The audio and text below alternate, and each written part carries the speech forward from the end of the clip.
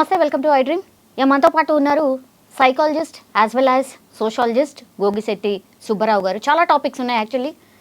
First Vijaya Reddy issue ఇంకా కూడా ఏం తెలియలేదు. ఫస్ట్ అండ్ ఫార్మోస్ట్ అందరు కూడా ఈ ఇష్యూ బయటకు వచ్చిన తర్వాత మేబీ ఆమెకి డిప్రెషనే ఒక పెద్ద ఇష్యూ వల్లనే ఆమె చనిపోయి ఉంటుంది. బికాస్ ఆమె రాసినటువంటి సూసైడ్ నోట్ ద్వారా కూడా అదే కనిపిస్తోంది అని ఇప్పటి వరకు కూడా అదే మాట్లాడుకుంటున్నటువంటి పరిస్థితి. ఇంకా డీటెయిల్డ్గా మాట్లాడే ప్రయత్నం చేద్దాం. సార్ని అడిగి మరిన్ని విషయాలు తెలుసుకునే ప్రయత్నం చేద్దాం. సార్ నమస్తే. నమస్తే madam. Correct, exactly 1 week back మాట్లాడినాం సార్.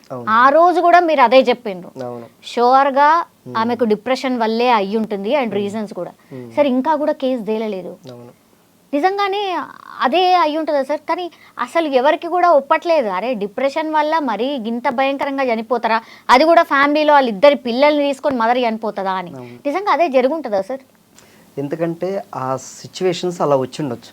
అక్కడ డిప్రెషన్ అనేది, డిప్రెషన్ కానీ లోన్లీనెస్ కానీ ఇది ఎలా అనిపిస్తాయి అంటే, ఇంత అచీవ్ చేసినా, ఇంత పిల్లలు ఫ్యామిలీ బాండ్ ఇన్ని ఉన్నా కానీ మనం ఏదో కోల్పోయాం, ఏదో సాధించాలనుకున్నా ఏమీ లేదు, శూన్యం అయిపోయిందన్న ఫీలింగ్లోనే వాళ్ళు సూసైడ్కి అటెంప్ట్ చేస్తారనమాట. అయితే ఆ స్థాయికి వెళ్ళటానికి కారణాలు ఏంటంటే చాలా ఉండుండొచ్చు. కాకపోతే ఇంకా బయటికి రాలేదు అవి. ఈ పోలీసులు కూడా ఇన్వెస్టిగేషన్ అని ల్యాప్టాప్ నుంచి ఫోన్ల నుంచి మొత్తం రీసెర్చ్ చేస్తున్నారు. ఇంకా బయటికి ఏమీ రాలేదు. కానీ అనుమానించాల్సినవి మాత్రం ఏమీ లేవు. ఎందుకంటే ఫ్యామిలీలో ఏ ప్రాబ్లమ్స్ లేవు, కొలీగ్స్తోనూ ఏ ప్రాబ్లమ్స్ లేవు, ఫ్రెండ్ సర్కిల్లో ఏమీ లేవు, పైకి కనపడే విధంగా ఏవి అయితే లేవు. కానీ అక్కడ ఏం జరిగి ఉంటుందంటే ఆమెకి దగ్గర బంధువులే, దగ్గర వ్యక్తులే, లేకపోతే దగ్గర ఫ్రెండ్సే, వాళ్ళ ద్వారానే ఆమె ఆ డిప్రెషన్కి వెళ్ళబడి ఉంటుంది అనమాట. ఎందుకంటే మనం ఎవరో ఏదో చేస్తేనో ఇమీడియట్గా మనం డిప్రెషన్ లోన్లీనెస్కి వెళ్ళాం. ఎంత సొంత వాళ్ళుగా నమ్మి ఉన్నప్పుడు, వాళ్ళ మీద ఎంతో నమ్మకం పెట్టుకున్నప్పుడు, అది ఇంటి వాళ్ళు అయ్యి ఉండొచ్చు, బయట వాళ్ళు అయ్యి ఉండొచ్చు, కొలీగ్స్ అయ్యి ఎవరైనా అయ్యి ఉండొచ్చు, దగ్గర వాళ్ళు అని ఆమె ఫీల్ అయింది. ఆమె ఎంతో సొంత వాళ్ళు దగ్గర వాళ్ళని ఫీల్ అయ్యి వాళ్ళు చేసిన పనుల వలన ఈమెకి ఆ డిప్రెషన్ లోన్లీనెస్కి వెళ్ళిపోయి ఉండొచ్చు అనమాట. ఎందుకంటే ఎంత నమ్మితే, ఎంత హోప్స్ పెట్టుకుంటే వాళ్ళపైన అంత డిప్రెషన్కి వెళ్ళే అవకాశం ఎక్కువ ఉంటుంది అనమాట. ఎందుకంటే హస్బెండ్ ఏమో ఆమె దగ్గర లేడు, దూరంగా ఉన్నాడు. అదే హస్బెండ్ దగ్గర ఉన్నట్టయితే ఇలాంటివి జరిగి ఉండేవి కాదేమో. ఎందుకంటే ఫ్యామిలీ ఉన్నప్పుడు ఇంటి దగ్గర ఇద్దరు డిస్కస్ చేసుకోవడం కానీ, ఏ చిన్న ప్రాబ్లం వచ్చినా మాట్లాడుకోవటం కానీ, లేకపోతే పిల్లలకి ఏంటనేది షేర్ చేసుకోవటం కానీ, ఇలాంటివన్నీ ఫ్యామిలీ బాండ్ అనేది ఈ రెగ్యులర్గా ఉండేది.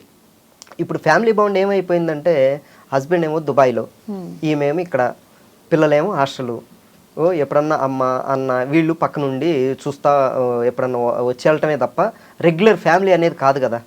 ఫ్యామిలీ అంటే ఏంటి? భార్య భర్త పిల్లలు అందరూ ఒకే చోట ఉండి కలిసిమెలిసి తినటం, మాట్లాడుకోవటం, ప్రొఫెషనల్ చేసుకోవటం, మళ్ళీ నైట్ రావటం, మళ్ళీ కలిసి డిన్నర్ చేయటం, మళ్ళీ ఏమన్నా ప్రాబ్లమ్స్ ఉంటే డిస్కస్ చేసుకోవటం, హ్యాపీగా ఫ్యామిలీ లీడ్ చేయటం, కలిసి పార్టీలు ఫంక్షన్లు ఇలాంటివన్నీ మనం స్పెండ్ చేస్తుంటే ఒక ఫ్యామిలీ బాండ్ అనేది ఇంకా పెరుగుతూ ఉంటుంది. బయట వ్యక్తులు ఏదన్నా చేసినా, బయట వ్యక్తుల ద్వారా ఏదన్నా మనం సఫర్ అవుతున్నా, బాధపడుతున్నా, ఈ ఫ్యామిలీ బాండ్ అనేది దానికన్నా ఎక్కువగా ఉండటం వలన అప్పుడు అవన్నీ చిన్నగా అయిపోతాయి. ఏ డిప్రెషన్కి, ఏ లోన్లీనెస్కి వెళ్ళే అవకాశం అనేది ఉండేది కాదు. ఇక్కడ ఏమైపోయిందంటే ఫ్యామిలీ ఉందనే కానీ ఫ్యామిలీ లేదు. ఇక్కడ చూస్తానికి అన్యోన్యమైన ఫ్యామిలీ, ది బెస్ట్ ఫ్యామిలీ, కానీ ఆ ఫ్యామిలీలోనే ఫ్యామిలీ లేకుండా అయిపోయింది. ఎందుకంటే హస్బెండ్ ఎక్కడ, ఈమె ఇక్కడ, పిల్లల హాస్టల్ ఇద్దరు. అంటే ఈ సిచ్యువేషన్ ఇలా వచ్చింది అనుకోండి. ఇంతకుముందు స్కూల్లో ఉంటేనేమో ఇంటి దగ్గరే ఉండేవాళ్ళేమో, ఇంటర్మీడియట్ కాబట్టి హాస్టల్లో వేశారు. ఇద్దరు ఫస్ట్ ఇయర్ సెకండ్ ఇయర్ హాస్టల్లో చదువుతున్నారు. అతనేమో దుబాయ్లో, ఈమెమో ఈ సాఫ్ట్వేర్ వర్క్, ఇంట్లోనేమో ఎవరు లేక, అట్లా ఈ స్టేజ్ వచ్చేసరికి ఇది ఒక న్యూట్రల్ స్టేజ్ అనమాట. ప్రతి లైఫ్లోనూ పిల్లలు ఇంటర్మీడియట్ స్టేజ్, గ్రాడ్యుయేట్ స్టేజ్ వచ్చేసరికి ఫ్యామిలీలో ఒక న్యూట్రల్ స్టేజ్ అనేది ఒకటి వస్తుంది. ఆ స్టేజ్లో భార్యాభర్తలు ఇంకా స్ట్రాంగ్ అవి, ఇంకా ఎక్కువగా ఎమోషన్ పెంచుకునే అవకాశం ఎక్కువగా ఉంటుంది అనమాట. కానీ ఈ సందర్భంలో ఏమైందంటే హస్బెండ్ అక్కడ ఉండటం, ఇక్కడ, పిల్లలు అక్కడ, ఇంకా లోన్లీనెస్ ఎక్కువైపోయి ఎవరి ద్వారానో ఆమె సఫర్ అయ్యి, అంటే అది చిన్నదై ఉండొచ్చు ఎదుటోళ్ళ ద్వారా, ఈమె ఎక్కువగా రిసీవ్ చేసుకుంది.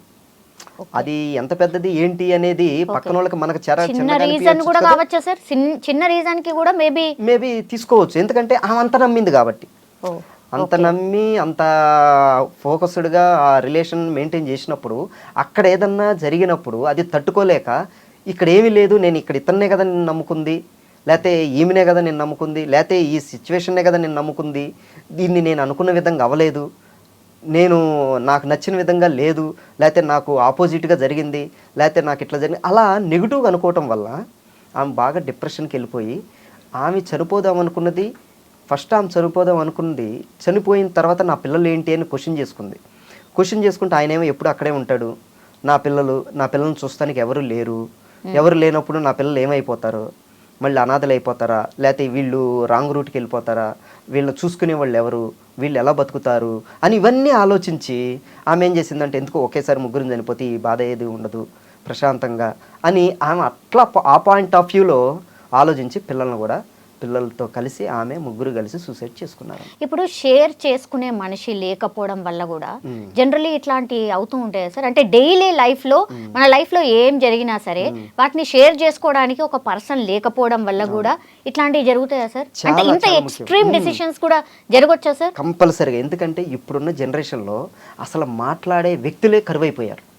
మొత్తం mobile addiction, profession, finance, status, comparison ఇవన్నీ ఎక్కువైపోయి, చేజింగ్లు ఎక్కువైపోయి, సంపాదనలో చేజింగు, జాబ్లో ప్రొఫెషన్ ఇవన్నీ చేజింగ్లు, పిల్లల చదువులు చేజింగ్లు అన్నీ ఇలాంటి ఉరుకులు పరుగుల నగరంలో అసలు మాట్లాడటానికి అని సపోర్ట్గా ఆప్యాయతగా మాట్లాడే వ్యక్తులు చాలా తగ్గిపోయారు. ఇలా తగ్గిపోవటం వలన ఇక్కడ మెయిన్ ఏంటంటే వీళ్ళు షేర్ చేసుకోవడానికి ఎవరు లేకపోయి వీళ్ళు ఏదైతే ఫీల్ అయ్యారో ఆ డిప్రెషన్ కానీ, లోన్లీనెస్ కానీ, యాంగ్జైటీ కానీ ఇలాంటివన్నీ వాళ్ళు ఫీల్ అయినాయే, వాళ్ళు దాని నుంచి బయటకు రాలేక ఏదో ఒక విధంగా సూసైడ్ చేసుకోవటము, ఇలాంటి యాంటీ సోషల్ ఎలిమెంట్స్ చేయటము, ఏదో ఒకటి పాల్పడుతున్నారు. కాబట్టి ఇప్పుడు కంపల్సరిగా సొసైటీకి ఏంటంటే ఫ్యామిలీ బాండ్ బాగా పెరగాలి అన్నా, ఫ్యామిలీ బాగా దగ్గర అవ్వాలి అన్నా, పిల్లలు, ఫ్యామిలీ మొత్తం వైఫ్ అండ్ హస్బెండ్ ఒకే చాట ఉండి ఎక్కువగా రిలేషన్ మెయింటైన్ చేసుకుంటూ ఉంటే ఇది పెరుగుతుంటాయి. లేదా ప్రజెంట్ సైకాలజిస్టులు చాలా అవసరం ఉందన్నమాట. ఆ డిస్కషన్లో కూడా కొంచెం ఏదన్నా ప్రాబ్లం వచ్చినా ఒక ఎక్స్పర్ట్ నాలెడ్జ్ ఉన్న ఒక పర్సన్ దగ్గరికి, సైకాలజిస్ట్ దగ్గరికి వెళ్ళి కౌన్సిలింగ్ తీసుకోవడం ద్వారా, ఓ సెషన్ వెళ్ళి అటెండ్ అవ్వడం ద్వారా వాళ్ళు ఇంకా ఈజీగా దాని నుంచి బయటకు వచ్చే అవకాశం ఉంటుందన్నమాట. కాబట్టి ప్రజెంట్ ఉన్న ఈ న్యూక్లియర్ ఫ్యామిలీస్లో సైకాలజిస్టుల అవసరం చాలా చాలా ఉంది. అది తెలుసుకుని ప్రతి ఒక్కళ్ళు దానికోసం మూవ్ అయితే ఈజీ. ఇలాంటివన్నీ చిన్న చిన్న సంఘటనలు నా దగ్గరికి చాలామంది వచ్చారు. ఎంతోమంది నాతో ఒక్క నిమిషం మాట్లాడితే చాలు వాళ్ళని ఆత్మహత్య చేసుకోవాలనుకున్న కోరిక ఉన్న వాళ్ళని కూడా, వాళ్ళ బాధల్లో ఉన్న వాళ్ళని కూడా లైఫ్ ఇంకా ఫ్యూచర్ ఎంతో ఉంది అని నేను హోప్ కలిగించిన చాలామందికి నేను చేశాను అనమాట. ఎంతోమంది సూసైడ్ చేసుకుందామని నా దగ్గరికి వచ్చారు. నాతో మాట్లాడిన తర్వాత ఆ ఆలోచన విరమించుకుని వాళ్ళ లైఫ్ని ఎంజాయ్ చేస్తూ ముందుకెళ్తూ ఎన్నో ప్రాబ్లమ్స్ సాల్వ్ చేసుకుంటూ ముందుకెళ్తూ ఉన్నారనమాట. ప్రాణం కన్నా వీటన్నిటికన్నా ప్రాణమే ముఖ్యము, మిగిలినవన్నీ చాలా చిన్నవి. మన ప్రాణంతో బతికుంటే ఎన్నైనా అచీవ్ చేయొచ్చు, ఇలాంటి ప్రాబ్లమ్స్ చాలా చిన్నవి అని ఎన్నో మోటివేషన్స్ కానీ, ఎన్నో కౌన్సిలింగ్స్ కానీ ఇలా ఇచ్చినప్పుడు ఎంతోమంది మోటివేట్ అయ్యి, ఎంతోమంది చేంజ్ అయ్యి, చాలామంది సూసైడ్ చేసుకోకుండా వాళ్ళ లైఫ్ని లీడ్ చేస్తున్నారు. కాబట్టి నేను ఎక్స్పీరియన్స్తో చెప్పగలుగుతున్నాను అనమాట. ఏ సార్, ఇక్కడ ఇంకో మేజర్ డౌట్ అంటే ఆమెకి ఏ లోటు లేదు సార్. అంటే ఫైనాన్షియల్లీ బాగున్నారు, సరే మీరన్నట్టుగా ఫ్యామిలీ ఎవరు లేరు, అంటే హస్బెండ్ ఏమో దూరంగా ఉండడం, తర్వాత పిల్లలేమో ఇంకో చోట ఉండడం, ఇది ఒక్కటే మెయిన్ రీజనా? అసలు ఎన్నో క్వశ్చన్స్ ఉన్నా సరే దేనికి కూడా ఆన్సర్లు దొరుకుతలేవు. ప్రాబ్లం అదే మీరన్నట్టుగా. ఇక్కడ ఏమైందంటే ఇక్కడ ఎన్నో ఉండుండొచ్చు, వీళ్ళేనా కాదు, ఇక్కడ ఈ బాండ్లో చాలా ఉంటుంది ఎమోషన్. ఫ్యామిలీ బాండ్లో ఎంత ఎమోషన్ ఉంటుంది అంటే ఫ్యామిలీలో ఎంతమంది ఎన్ని గొడవలు అవుతున్నా కానీ మళ్ళీ నెక్స్ట్ డేకో 2 డేస్కో 3 డేస్కో మళ్ళీ కలిసిపోతారు, మళ్ళీ మాట్లాడుకుంటారు. ఎందుకంటే ఇద్దరు ఒకళ్ళు ప్రొఫెషన్లో ఒకళ్ళు జాబ్ చేస్తున్నా, ఒకళ్ళు ఇంటికాడ వంట వండి పెడుతున్నా కానీ, వాళ్ళకి సర్వీస్ చేస్తున్నా కానీ, పిల్లల దగ్గరికి వచ్చేసరికి మన ఫ్రూట్స్ కదా మన పిల్లలు, వాళ్ళ అప్రిషియేషన్ కానీ, వాళ్ళు చదివే టైంలో కానీ, వాళ్ళ గిఫ్ట్స్ కానీ, వాళ్ళు బాగా చదవటం కానీ ఇలాంటివన్నీ చూసి మన పిల్లలు ఇలాంటివన్నీ ఎమోషనల్ పెరుగుతూ ఉంటాయి అన్నమాట. ఇలాంటి చూసినప్పుడు వాళ్ళిద్దరి మధ్యన వచ్చిన ఎవరైనా వైఫ్ అండ్ హస్బెండ్ మధ్యన వచ్చిన గొడవలు కూడా మళ్ళీ అయ్యి మన పిల్లలే కదా, సర్లే మందే ఉంది, మన పిల్లల నుంచి మనం ఎంతో ఎంజాయ్ చేయొచ్చు, పిల్లల్ని చూసి మనం ఎంతో ప్రౌడ్గా ఫీల్ అవ్వచ్చు, మనం అలాంటి పిల్లల్ని మనం కన్నాం కదా, అలాంటి పిల్లల్ని మనం ఇంకా హై పొజిషన్లో చూడాలి అని ఇక్కడికి కాంప్రమైజ్ అయిపోయి అసలు డిప్రెషన్కి, యాంగ్జైటీకి తావుండదు అనమాట. ఎందుకంటే పిల్లలు బాగుండు, పిల్లలతో వచ్చేసరికి మనం ఇట్లా మళ్ళీ అందరం కలిసిపోతాం.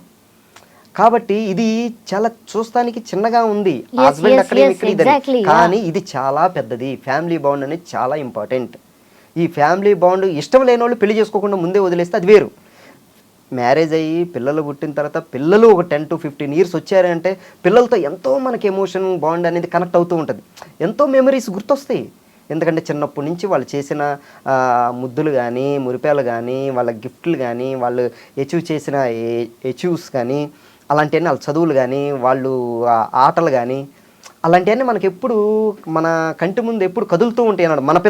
మన పిల్లలు అనేది ఆ తాపత్రయం అది వెలకట్లేదనమాట. అది ఆ ఎమోషన్, ఎఫెక్షన్ అనేది, ఆ ప్రేమ అనేది, ఫ్యామిలీ బాండ్ అనేది అది ఎంజాయ్ చేసేవాడికి దానికి మించిన బలం ఏదీ లేదు.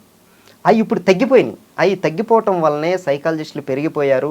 ఈ పెరిగిపోవటం వలన చాలామంది దాన్ని క్యాష్ చేసుకుంటే మంచిది.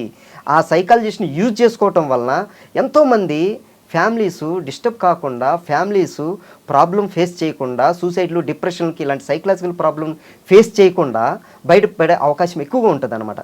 కాబట్టి సైకాలజిస్టులు ఇప్పుడు ఎంతమంది పెరుగుతున్నా వచ్చేవాళ్ళు తగ్గిపోతున్నారు అనమాట. ఎందుకంటే ఇక్కడ ఏమైతుంది, లోన్లీనెస్ ఫీల్ అవుతున్నారు. ఎందుకంటే ఎవరికన్నా చెబితే, ఈ ఇష్యూ చెబితే వాళ్ళు ఏం మిస్యూజ్ చేస్తారో, ఒక నా పర్సనల్ ఇంకొక పర్సన్కి చెప్తున్నాను, వాళ్ళు ఏం మిస్యూజ్ చేస్తారో, నన్ను ఏం మిస్అండర్స్టాండింగ్ చేసుకుంటారో, ఎలా షేర్ చేసుకోవాలి వాళ్ళతో, ఇంకో థర్డ్ పర్సన్తో నా ఫ్యామిలీది, నా పర్సనల్ నేను ఎలా షేర్ చేసుకోగలను అని ఎంతోమంది అనుకుంటూ ఉంటారు. ఇక్కడ ఏంటంటే డాక్టర్ అయినా, ఇక్కడ లాయర్ అయినా, ఇక్కడ సైకాలజిస్ట్ అయినా మన పర్సనల్ విషయం దగ్గరికి వెళ్ళినప్పుడు మనం పూర్తిగా నిజం అక్కడ చెప్పనప్పుడు మనకి ఇక్కడ రిజల్ట్ రాదనమాట. కాబట్టి ఇక్కడ గుర్తుపెట్టుకోవాల్సింది ఏంటంటే నిజం చెప్పాలి. ఇక్కడ ఇంకోటి కూడా ఉంటుంది ఏంటంటే, ఒక డాక్టర్ అయినా కానీ, సైకాలజిస్ట్ అయినా కానీ, ఎవరి పర్సనల్ వాళ్ళది, వాళ్ళ పేరు పెట్టి ఈ పర్సన్ ఇలా చేశాడని చెప్పడానికి రైట్స్ లేవు. అలా చెబితే శిక్షార్హులు అనమాట. పలానా పర్సన్ వచ్చి నాతో ఇట్లా షేర్ చేసింది, నేను ఇలా చెప్తున్నాను, అలా పేరు చెప్పి మనం బయటకు చెబితే మనం కూడా శిక్షార్హులు అవుతాం అనమాట. కాబట్టి ఇక్కడ ఎవరి అయినా వాళ్ళ గోప్యతగానే ఉంటాయి, సీక్రెట్గానే ఉంటాయి. ఎందుకంటే ఎవరి పర్సనల్ వాళ్ళయే. కాకపోతే మనం ఇట్లాంటివి మేము ఎన్నో వింటూ ఉంటాం కాబట్టి మేము ఎక్కడ వాళ్ళ పేర్లు రివీల్ చేసి వాళ్ళ బయట ఏం చెప్పం. కాకపోతే కొంతమంది అలా కూడా అనుకుంటారు, ఎలా షేర్ చేసుకోవాలి, ఇలా షేర్ చేసుకుంటే ఏమవుతుందా ఏంటి అనేది కూడా వాళ్ళకి ఆ భయం కూడా ఉండుండొచ్చు. నేను ఇక్కడ చెప్పేది ఏంటంటే, ఏ సైకాలజిస్ట్ అయినా బయటికి ఆ పేరు చెప్పి వీళ్ళకి ఈ ప్రాబ్లం ఉంది, ఈ ప్రాబ్లం వల్ల నా దగ్గరకు వచ్చింది అని ఆ పేరు చెప్పి చెప్పడానికి లేదు, చెయ్యరు కూడా అనేది గుర్తుపెట్టుకోవాలన్నమాట ఇక్కడ. అచ్చా, ఓకే. సో ఎవరైనా సరే ఒకవేళ నిజంగా ఆ థాట్తోని మీలాంటి వాళ్ళని కలవాలనుకున్న వాళ్ళు కూడా సేఫ్గా వెళ్ళి నిజంగా వాళ్ళ మనసులో ఏముందో చెప్పాలి. చెప్తేనే మీరు దానికి సొల్యూషన్ ఈజీగా బయటపడతారు. ఒక్క నిమిషం నాతో మాట్లాడితే చాలన్నమాట. Exactly sir. ఇప్పుడు విజయారెడ్డి కూడా మీ దగ్గరికి, మీలాంటి వాళ్ళ దగ్గరికి వచ్చి అసలు ఈ పరిస్థితి జరిగేది 3 ప్రాణాలు బతికుండే ఇక్కడ. ఎందుకంటే ఫ్యూచర్ ఎంతో ఉంది పిల్లలది. Thank you sir, thank you so much. And for more videos, please subscribe to iDream. Please subscribe to iDream. Please subscribe iDream. And please subscribe to iDream. For more videos, subscribe to iDream. please like, share and subscribe to the channel. Congratulations, iDream. Subscribe to iDream. Subscribe to iDream. So subscribe to iDream Media. iDream ki iDream team andarki huge congratulations. Please subscribe iDream Media. Please subscribe to iDream. Subscribe iDream. Please subscribe to iDream. iDream అంటే నా కళల channel subscribe చేసుకున్న నోరు తిరుగుతలేదు, మీరైతే గంట గుర్తు కొట్టండి. For more such videos, please subscribe to iDream. Subscribe to iDream. Please subscribe to iDream. Please subscribe iDream Media. Please do subscribe to iDream. Please subscribe to iDream Media. For best entertainment and information, please subscribe iDream. And don't forget to subscribe to iDream.